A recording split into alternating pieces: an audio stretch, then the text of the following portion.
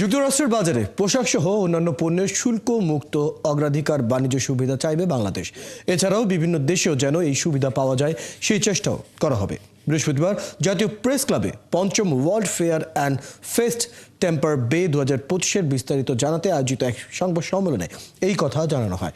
30টি দেশের প্রতিনিধি নিয়ে আগামী 26 এবং 27 এপ্রিল যুক্তরাষ্ট্রের ফ্লোরিডার Tampa white youth development and committee সেন্টারে অনুষ্ঠিত হতে যাচ্ছে 2 দিনের ওয়ার্ল্ড ফেয়ার অ্যান্ড টেম্পা বে। ইভেন্টটিতে প্রধান অতিথি হিসেবে উপস্থিত থাকবেন Florida state representative Suhas N ডালভাস এবং বিশেষ অতিথি থাকবেন প্রাক্তন স্টেট রিপ্রেজেন্টেটিভ ডেইজ মোরা। ফেয়ারে বাংলাদেশের পর্যটন সহ বিভিন্ন খাতের সম্ভাবনা তুলে ধরা হবে এবং প্রদর্শন করা হবে পোশাক পাট সহ বিভিন্ন পণ্য।